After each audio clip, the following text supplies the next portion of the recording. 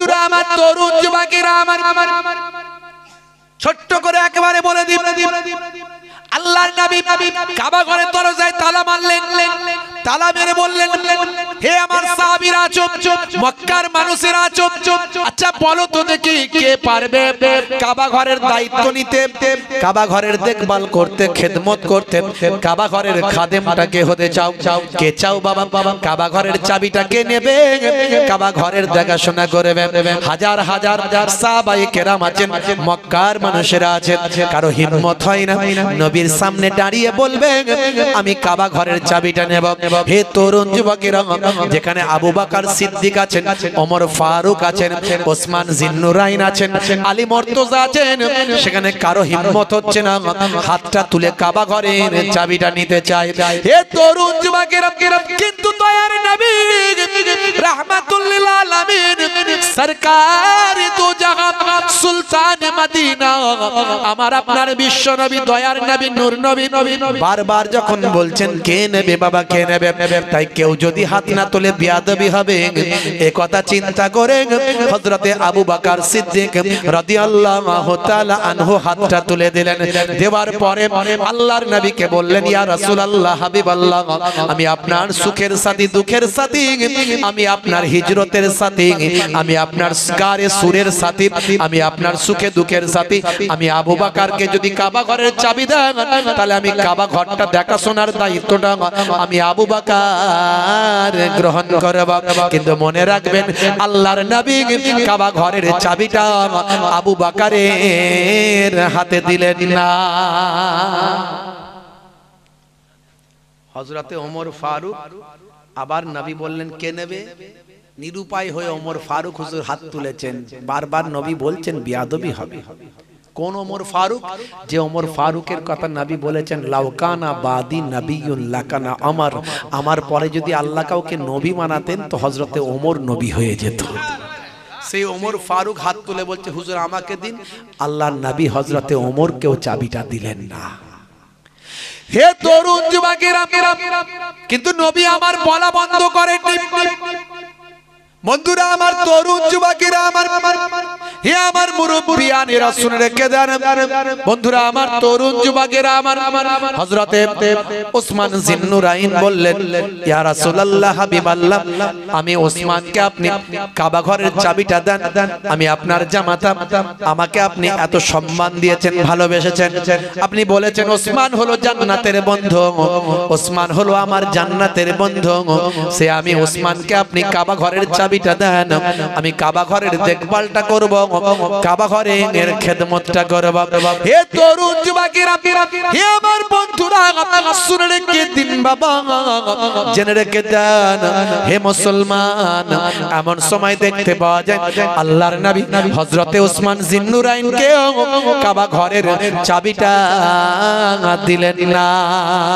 হে তরুণ যুবকেরা, হে আমার বন্ধুরা, আল্লাহর নবী কিন্তু বলা বন্ধ করেননি। এরপর দেখতে পাওয়া যায় নবী যখন আবার বলছেন নিরুপায় হয়ে, এবার 4 নম্বর সাহাবী হযরতে আলী মুর্তজা কারামাল্লাহু ওয়াজহু হাতটা তুললেন। দেখে দাও না ড্রাইভার।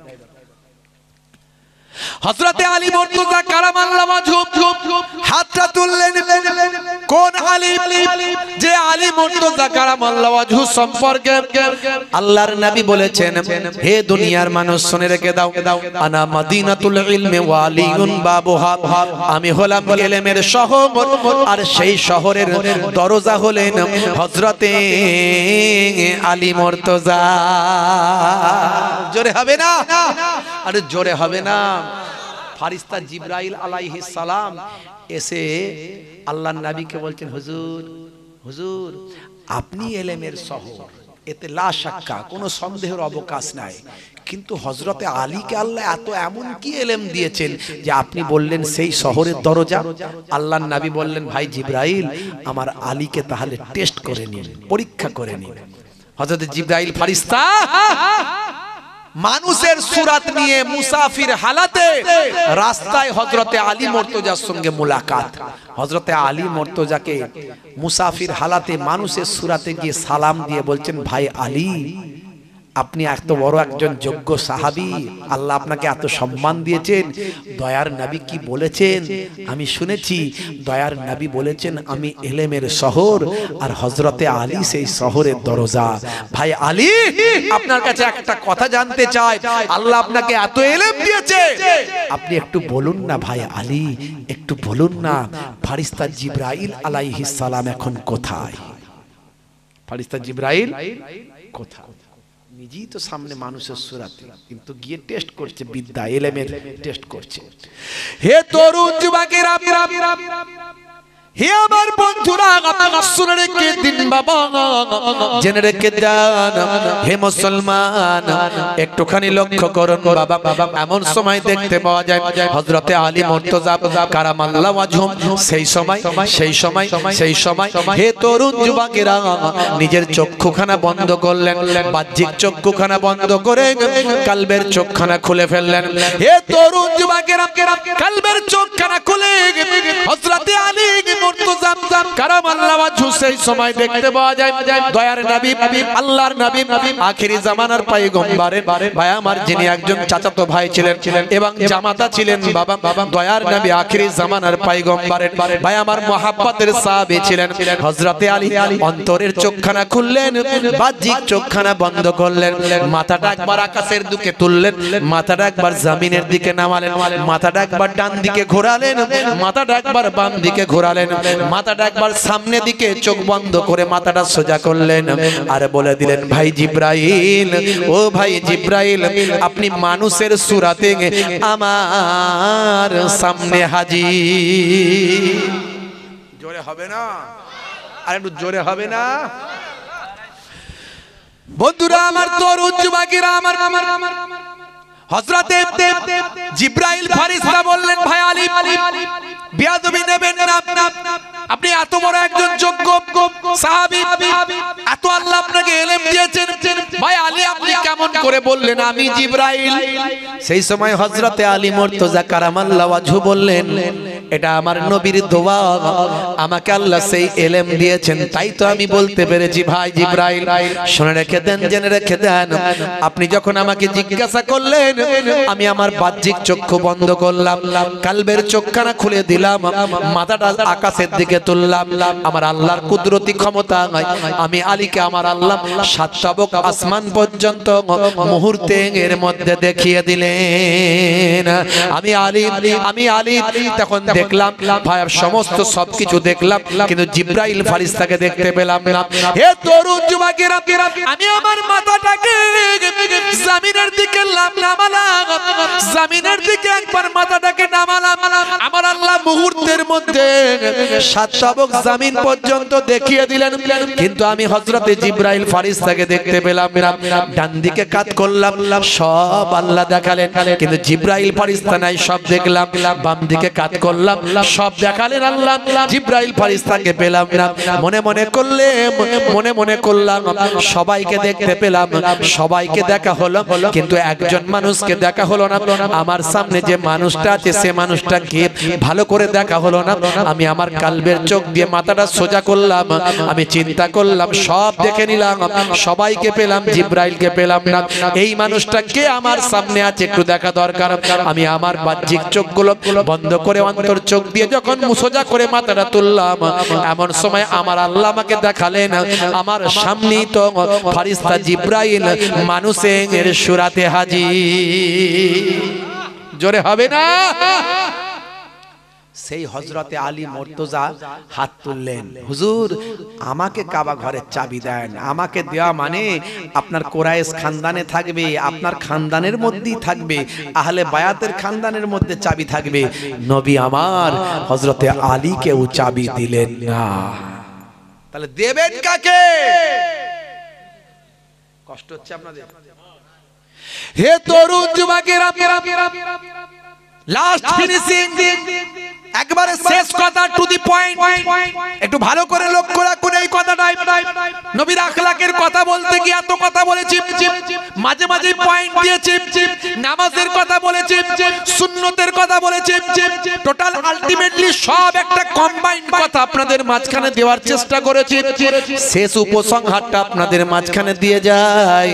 হে তরুণ যুবকেরা, সেই সময় দয়ার নবী আমার ডাক দিলেন, হে বাবা ওসমান বিন তালহা, অর্থাৎ ওসমান বিন আফফান নয়, নবীর সাহাবী নয়, বরং কুফফারদের সরদার যার নাম ছিল ওসমান বিন তালহা, অর্থাৎ যার কাছ থেকে কাবা ঘরের চাবিটা নিয়েছিলেন, তিনি কে ছিলেন জানেন?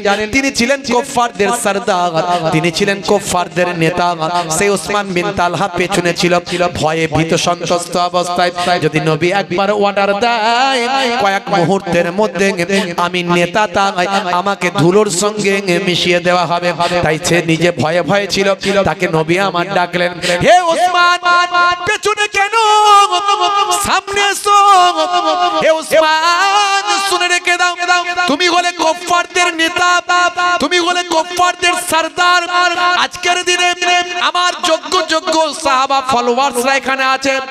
আমি যদি কাবা ঘরের চাবিটা তাদের মধ্যে কাউকে দিতাম, আমি আমার আবু বকরের হাতে যদি দিতাম, আমি আমার ওমরের হাতে যদি দিতাম, আমি আমার ওসমানের হাতে যদি দিতাম, আমি আমার আলীর হাতে যদি দিতাম, হে ওসমান বিন তালহা, হে কুফফারদের নেতা, তোমার কাছ থেকে চাবি নিয়ে আমার সাহাবাদের কাউকে যদি দিতাম, তোমার ভক্তদের কাছে, তোমার ভালোবাসার মানুষদের কাছে তোমাকে অপমান করা হয়ে যেত।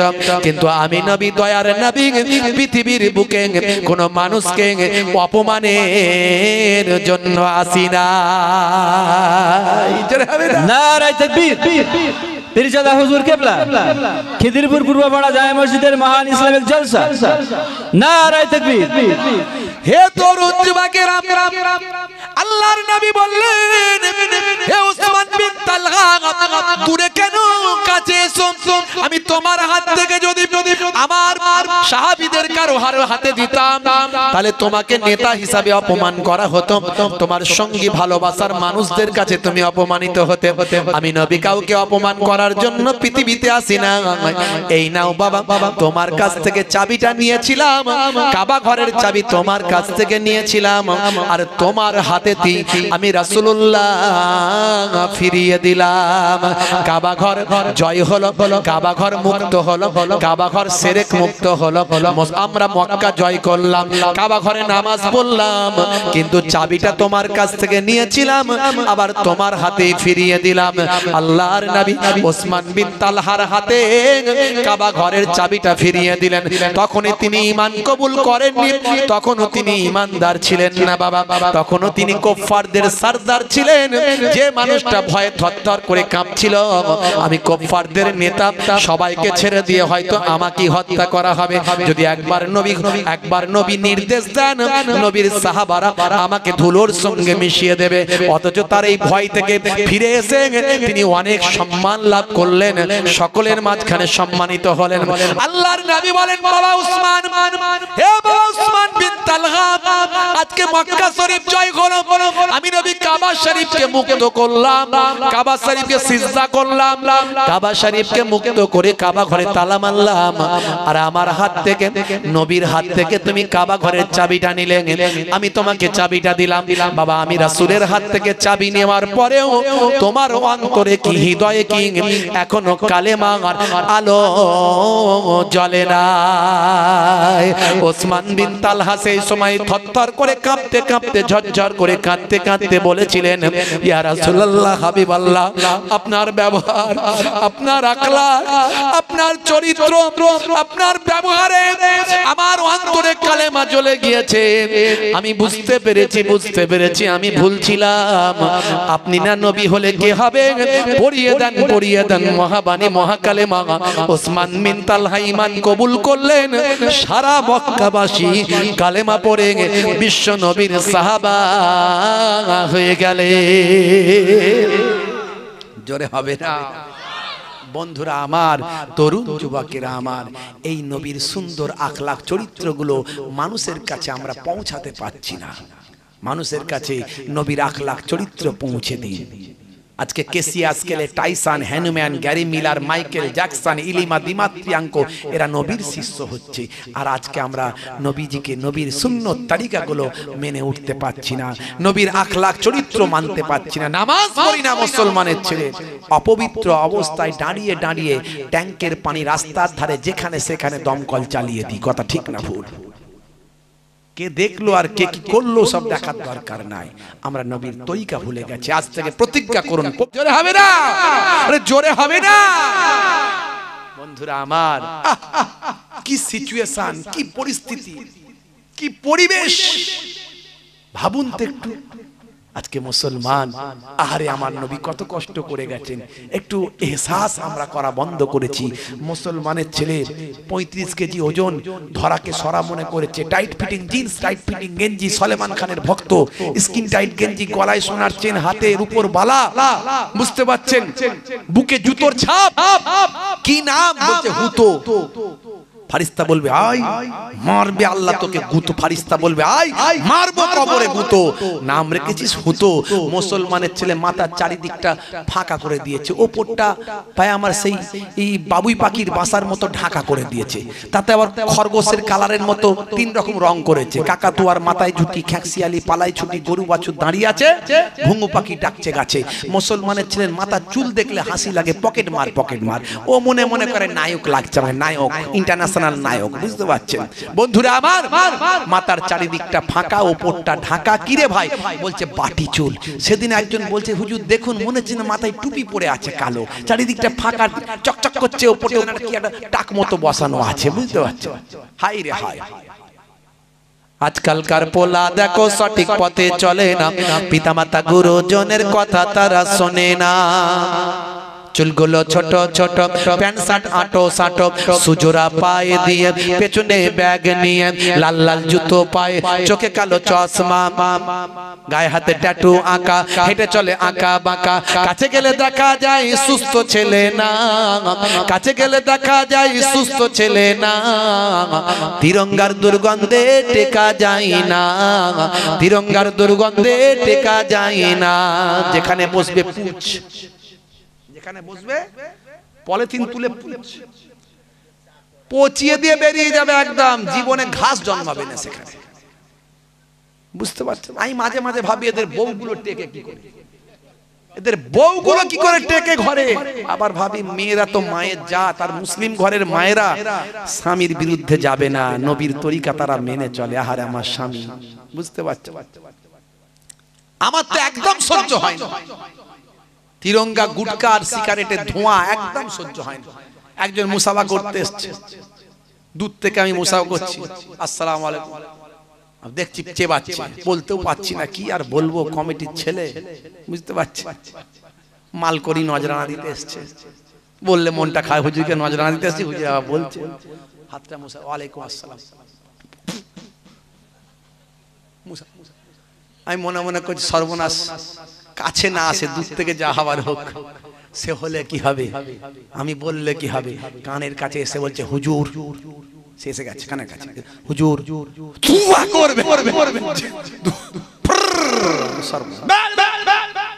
তো টাকা আমার দরকার নেই যতটা ভয় করি সেটাই হয় হাই রে হাই নেশাখোর পাত্তাখোর গাঁজাখোর মদখোর তাড়িখোর জেনাখোর সব মুসলমান ঘরে পাবেন আছে না নাই মিলাদুন নবীতে যায় ঈদের দিনে ফাসকারে দাঁড়ায় ফাসকাতারে দাঁড়ায় জুম্মার দিনে সবার আগে লাফিয়ে গিয়ে স্কিন টাইট গেঞ্জি টাইট ফিটিং গেঞ্জি টাইট ফিটিং প্যান্ট যেই ইমাম সাহেব আল্লাহু আকবার ও তেমন আল্লাহু আকবার পেছনের লোক তখন নিয়ত করে সেই মাত্র রেডি হচ্ছে ও এমন আল্লাহ বলে সোজা রুকুতে গেল এই স্কিন টাইট গেঞ্জি প্যান্ট টাচেবল এদিকে গেঞ্জি উঠে গেল ওদিকে প্যান্ট নেমে গেল শিয়ালদার বর্ডার দেখা গেল পেছনের লোকের বলছে কি হলো রে বাবু নামাজ হবে তোমার হিসাব নামাজ করেছি আল্লাহ এই কারা সব নামাজ পড়তে আসে এখানে জুম্মার দিনে 2 রাকাতের নামাজি বুঝতে পারছেন হাই রে হাই সারা জীবন ওয়াজ শুনছি ওয়াজ শুনে এখনো পর্যন্ত ওই হুজুর তুই যত বলবি বল আমি কান করেছি হাওড়ার পোল এদিক দিয়ে ঢুকবে আর ওদিকে বেরিয়ে যাবে বুঝতে পারছেন সে মায়ের এক একটা ঘরে দেখবেন একটু সাদা শীতে একটু সাদা শীতে একটু অ্যাবনরমাল গোছের একটা ছেলে হয় না মোটামুটি একটু কাজ চলার মতো হয়। মা চিন্তা করে যে যদি ছেলের বিয়েটা দিয়ে দিই একটু, তাহলে হয়তো ছেলেটা ভালো হয়ে যাবে। তো মা বিয়ে দিয়ে দিয়েছে, দিয়ে ছেলে আরো স্মার্ট হয়ে গেছে। যখন তখন শুধু দিনের বেলা কালো চশমা পরে ফেলছে, রাতের বেলা কালো চশমা পরে ফেলছে। সে বিয়ে করেছে তো শ্বশুর বাড়ি পেয়েছে, এখন বিরাট ব্যাপার, বউ পেয়ে গেছে, বুঝতে পারছি। এখন মা তাকে বুদ্ধি দিচ্ছে, বাবা ছেলে মাথা গরম করিস না, তো শ্বশুর বাড়ি যাবি, ইজ্জতটা বাঁচা। শোন, তিনটে কথা বলে দি, খেয়াল রাখিস। তো শ্বশুরের শরীর অসুস্থ, প্রথমে আগে যাবি, মিষ্টির প্যাকেট কিনে দিচ্ছি, নিয়ে যাবি, ঘরে নিয়ে এসছে মিষ্টির প্যাকেটটা ধরে নিয়ে যাবি, শ্বশুরের কাছে গিয়ে আগে শ্বশুরকে জিজ্ঞাসা করবি, আব্বা কেমন আছো? সে বলবে ভালো আছি। যখনই বলবে তো শ্বশুর ভালো আছে, তখন বলবি এটাই তো কাম্য, এটাই তো কাম্য, এটা মনে রাখবি। এটা 1 নাম্বার। 2 নাম্বার জিজ্ঞাসা করি, আব্বা আব্বা কোন ওষুধ খাচ্ছ? কি ওষুধ খাচ্ছ? বলবে এই ওষুধগুলো খাচ্ছি বাবা, তাড়াতাড়ি ভালো হয়ে যাবে, খুব ভালো, খুব ভালো। 2 নাম্বার, এটা মনে রাখবি। আর 3 নাম্বার বাবা মনে রাখিস, জিজ্ঞাসা করি আব্বা কোন ডাক্তার দেখছে? বলবে একটা নাম, অমুক ডাক্তার।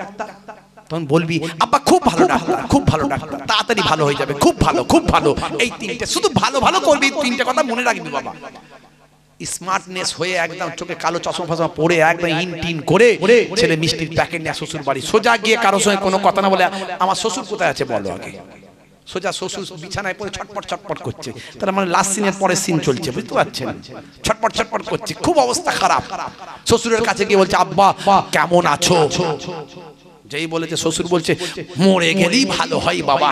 তখন বলছে এটাই তো কাম্য, এটাই তো কাম্য, খুব ভালো, খুব ভালো। বলে সর্বনাশ করেছে, এই জামাই বলছেটা কি? শ্বশুর মাথা নিচু করে নিচ্ছে, অবস্থা খুব খারাপ। আবার জামাইয়ের কথা শুনে আরো অবস্থা খারাপ। তখন জিজ্ঞাসা করছে আব্বা কি ওষুধ খাচ্ছ? বলছে বিষ। রেগে গেছে শ্বশুর, রেগে গিয়ে বলছে বিষ খাচ্ছি, বিষ বিষ। বলছে খুব ভালো ওষুধ, খুব ভালো, খুব ভালো, তাড়াতাড়ি ভালো হয়ে যাবে, খুব ভালো। মা বলে দিয়েছে তাই। তারপরে আবার জিজ্ঞাসা করছে আব্বা কোন ডাক্তার দেখছে? শ্বশুর আরো রেগে গেছে, বলছে জম জম দেখছে, জম জম। খুব ভালো ডাক্তার, খুব ভালো ডাক্তার, তাড়াতাড়ি ভালো হয়ে যাবে, তাড়াতাড়ি ভালো হয়ে যাবে। শ্বশুরও হার্ট অ্যাটাক করে যাবার খাপ, যদিও কিছুক্ষণ বাঁচত, তাড়াতাড়ি জামাইয়ের কথা শুনি হার্ট অ্যাটাক করে যাওয়ার খাপ। এখন আমাদের সমাজে সারা জীবন ওয়াজ শুনছে, বুঝতে পারছেন? সেই ওয়াজ শুনে শুধু এটাই তো কাম্য, এটাই তো কাম্য। মানে কি যে শুনছে, কোথায় যে কি বলতে হয়, কি করতে হয়, কেন যে হুজুর বললো, কোন আমলটা করব, নামাজটা পড়বো কি পড়বো না, এখনো মাথায় ঢোকে না।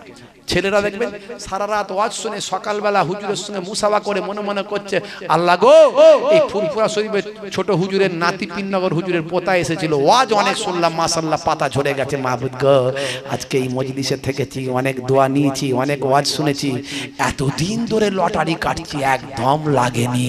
আল্লাহ গো আজকে অনেক কষ্ট করেছি, আল্লাহ অনেক ওয়াজ শুনেছি, যাওয়ার সময় মসজিদে 10 টাকা গলিয়ে দিয়ে যাচ্ছি, আল্লাহ 5 লাখ লাগিয়ে দাও একবার। একবার যদি লাগিয়ে দাও তুমি ধরতেই পারবে না, এমন আল্লাহওয়ালা হয়ে যাবো, তুমি ধরতেই পারবে। বুড়ো মানুষ দাঁত বের করা ভিডিও ভাইরাল হয়েছে, দেখবেন ঠিক এই কথাটাই বলতেছে। আখেরি জামানা, হাই রে হাই, নবী আমার মেহনত করলেন, আর মুসলমান আমরা রাসূলের সুন্নাত তরিকাকে ভুলে গেলাম। আজ থেকে ওয়াদা করুন, নামাজ ছাড়বেন না, রাসূলের সুন্নাত ভুলে যাবেন না। সবচেয়ে বড় ইবাদত হলো নামাজ। কাজা হলে কাজা পড়বেন, কিন্তু ছাড়বেন না, ওয়াদা করুন। আর মুখের দাড়ি এখন তো বিরাট কোহলি, হরভজন সিং, লিওনেল মেসিরা মুখের সৌন্দর্যের জন্য দাড়ি রেখেছে, আমরা সৌন্দর্যের জন্য নয়, ছোট হোক আর বড় হোক নবীর সুন্নত মনে করে রাখবো। এই অবস্থায় যদি মারা যায়, মুনকার নাকির ফারিস্তা এসে বলবে মান রব্বুকা, দেখতে পাবে মুখে দাড়ির দেখা, হতে পারে এই দাড়িটাই হবে তোমার নাজাতের জরিয়া। বন্ধুরা আমার, আল্লাহর নবীর আখলাক কি চরিত্র, আজকে সারা পৃথিবীতে আজকে দেখুন খিদিরপুর পূর্বপাড়া জামে মসজিদ কমিটি গ্রামবাসীর ইসানে সওয়াব, শ্রোতা বৃন্দ, কর্মী বৃন্দ, সিলসিলায়ে হক ফুরফুরা শরীফ, সিলসিলায়ে হক মুজাদ্দিদুজ জামান, নারায়ে তাকবীর।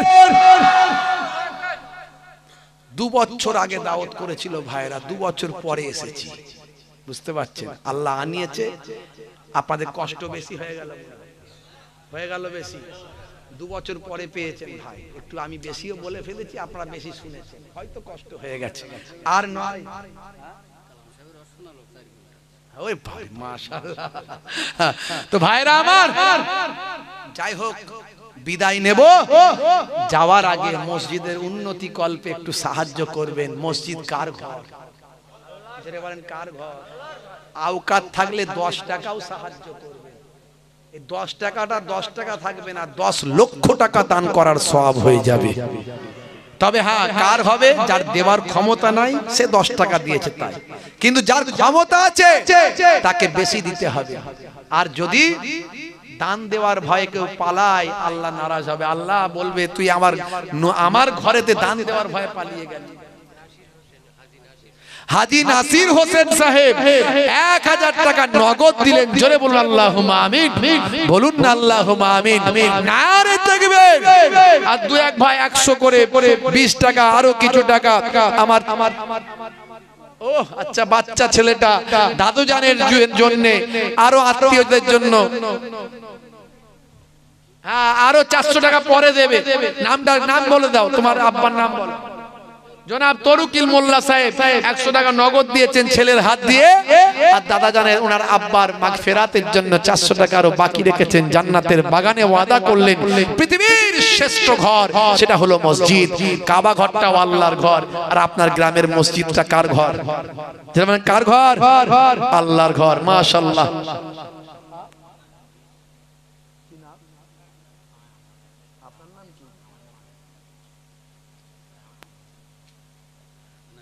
আনারুল ভাই ওনার আম্মা জান দিয়ে পাঠিয়েছেন নগদ। কত আছে?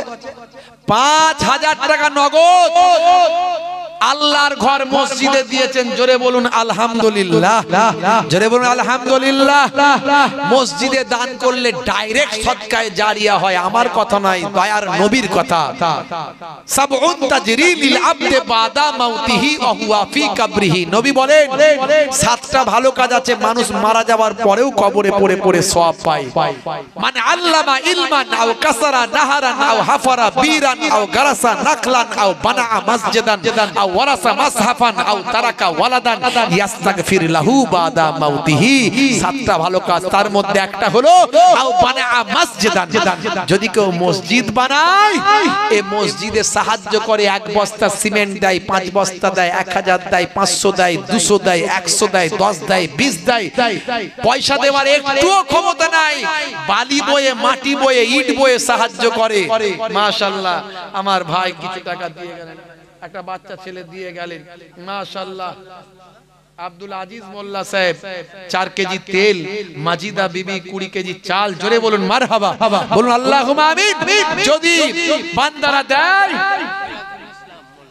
সিরাজুল ইসলাম মোল্লা 1000 টাকা, 500 টাকা নগদ দিচ্ছে, নগদ 500 টাকা বাকি। জোরে বলুন মারহাবা, জোরে বলুন মারহাবা।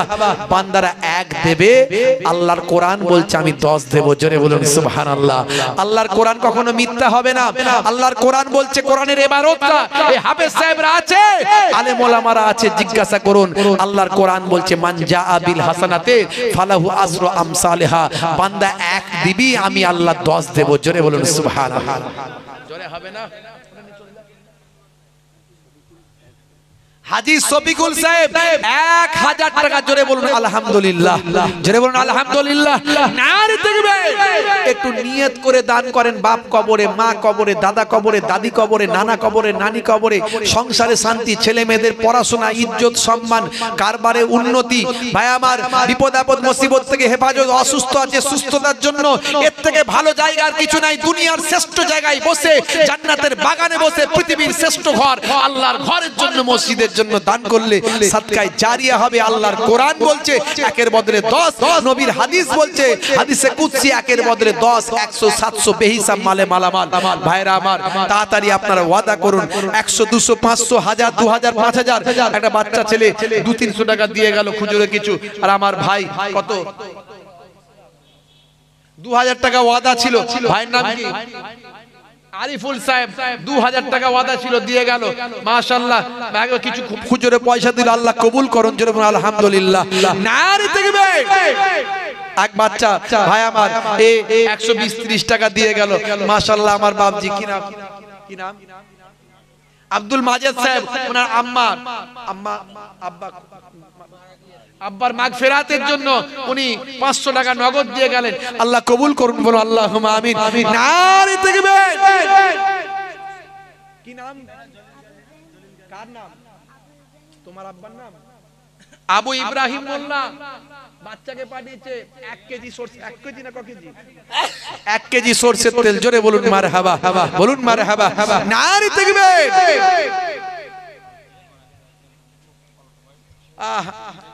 এক ভাই আমার গতকাল কি এখানকার জামাই ইন্তেকাল করেছেন, বাড়ি অন্য জায়গায়, ওনার স্ত্রী দিয়ে পাঠিয়েছেন মাগফিরাতের জন্য। সকলে একটু দোয়া চাই, একটু দোয়া চাই। আল্লাহুম্মা আমিন। এটা কি আছে?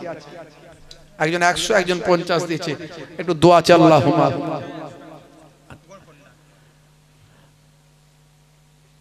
আয় আমার আল্লাহ, মাবুদ আল্লাহ দানকে কবুল করে নিন। যারা দান করছে দানে দোজানে দিন। তোমার নবী বলেছেন বুখারী শরীফের প্রথম হাদিস, ইন্নামাল আমালু বিন্নিয়াত, নিয়তের উপর আমল হয়।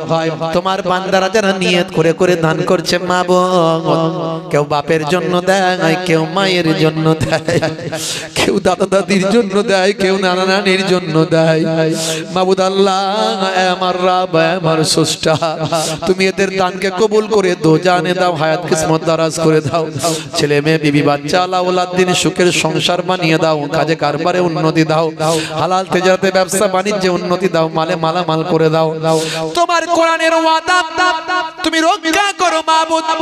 ওয়াদা, তোমার কোরআন কখনো মিথ্যা নয়, তোমার ওয়াদা কখনো মিথ্যা হতে পারে না। তোমার বান্দাদের কাছে বলে দিয়েছি মাবুদ, তুমি 1-এর বদলে 10 দেবে, মালে মালামাল করে দেবে মাবুদ।